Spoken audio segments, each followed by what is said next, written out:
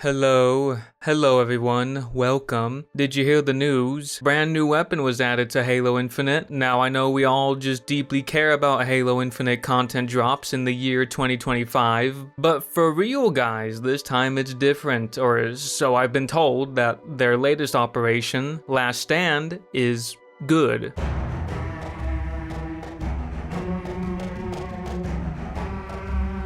Last Stand, more like Last Stand for Halo Infinite, am I right?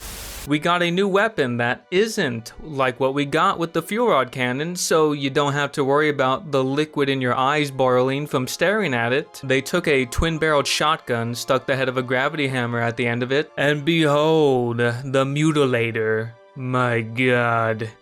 This is imagination at work if I've ever seen it. Okay, alright, look, honestly, and I thought this was going to be the case before I even tried the weapon, which was that it was going to be, like, okay mechanically. I even assumed that this gun would be more accepted over the Bulldog as a shotgun. Not like that's really saying much, but, you know, it's something, right? And so far, I feel like I was correct. I just think it looks silly. Just refer to the image you see before you. This is basically what I see every time I look at this weapon. Otherwise, it plays mostly okay. I kind of wish the alternate fire button just shot two projectiles instead of just switching modes, and I do find the fact that you can spam the melee attack button without draining ammunition or some kind of energy source to be questionable, but it's a power weapon and it doesn't feel that busted. Although, I would have liked the original shotgun instead of this weird-ass looking gun, but it is what it is, and, you know, maybe if this came out 2 years ago, when I cared, I'd be much happier, because that's when we first heard about the weapon, believe it or not. And then like 6 months prior, it was found in the game files, so we knew about this weapon for a while. I'm not gonna be the guy who simply ignores those facts. It's absurd it took this long for this weapon to come out, but that is the story of Halo Infinite's life, isn't it? Should have been here years ago. Hey, did you hear you can customize 5 additional weapons now? Yeah, that would have been good to have day one, if not years ago. I'm not really looking at the Mutilator because you can actually customize it the same day it was added, which is surprising. I'm more or less looking at the other 4, that being the MA5K Avenger, which you couldn't customize when it was added, and then the Shock Rifle, the Heatwave, and the Needler that have been in the game forever, and now you can customize it. Now you can customize them. I'll admit, I'm surprised it happened. I did not really have faith that they were capable of implementing something that seems pretty basic. Something that Halo MCC could let you do, that being letting you customize some of the Covenant weaponry, but they did it. Congratulations. You know, I can't help but wonder how many shop bundles they're gonna make revolving around skins and coatings for these weapons now. Look, it's nice that it's here now, as opposed to it not being here.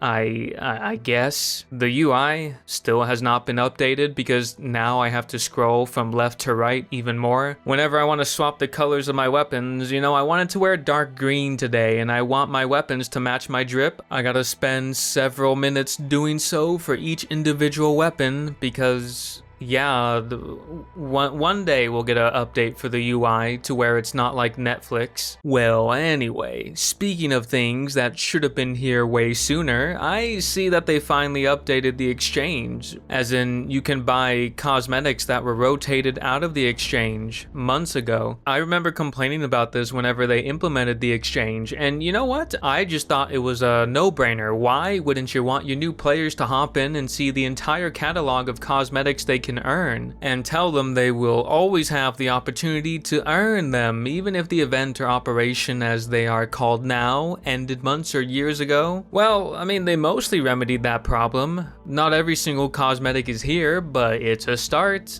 A late as fuck start, of course. However, I don't feel like this is entirely done in good faith, because now you can buy Spartan points with real life money. So I kind of wonder if they only did this because now they can monetize it. Maybe, maybe I'm being a bit too cynical, but it's kind of sus, isn't it? We got more legacy cosmetics available in the exchange, but also we got an additional option to give them more money. You can earn them just by playing the game a lot, but if some bloke can just earn money to get cosmetics, it kind of kills the value of spending time to earn something, which is one of my major issues with Halo Infinite's customization, and it's why I stopped caring about cosmetic updates a long time ago. So they can add all the fancy BS they want in the shop, throw in some Halo 3 armor in the new Operation Pass. I just don't care anymore. Not exactly excited to get my next 100th armor coating that I'm never gonna use, that is probably the same as another one I have already, and this is on top of the majority of cosmetics being sold via shop bundles. There are so many to where I can't really tell if someone earned or bought the cosmetics they're wearing, so safe bet is to assume they bought them, and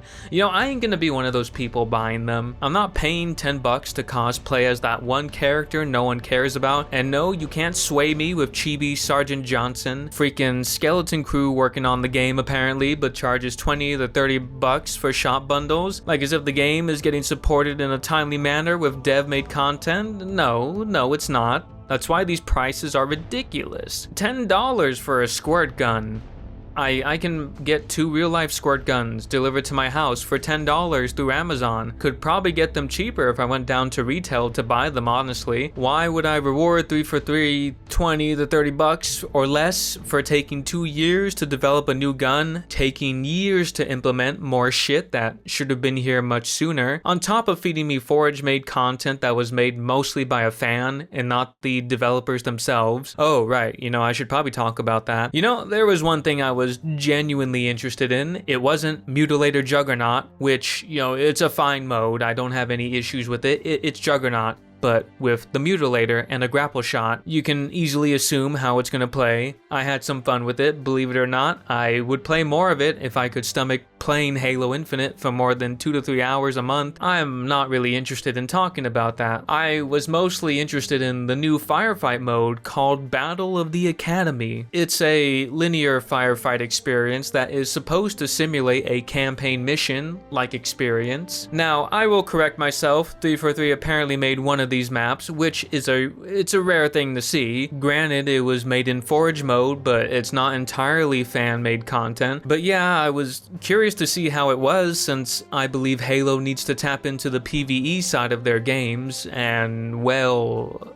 I'll tell you what, I played each map once, and I'm never gonna play it again. I can ignore how shabby everything looks. Actually, let me correct myself again. The Cole Protocol map that the fans made, it doesn't look that bad, but look, I can handle parts of Forge maps looking not the best. I can handle the water not being reactive. That's not the biggest issue I have. I think the layout, the map itself, it's fine. The waypoint markers are a bit confusing, and I don't find the narrative elements to be that compelling. I'm definitely confused as to why we're enacting the Cole Protocol. I haven't heard that name be referenced in modern Halo for a while. I figured the Banished would have known about Earth and various colonies through the Covenant. You know what? I'm not even sure I should get into this, or if I should take this mode seriously. Maybe someone can explain what the hell is even going on, and I'll do my best to follow what it is you're saying. Believe it or not, this is still not the biggest issue I have with this mode, and I want to say if this was purely a custom game mode, I wouldn't be this harsh. For reasons that I hope are obvious to the average person, this is being used to market content for Halo Infinite, the modern mainline Halo game, so that's how I'm judging it. I don't think that's unfair.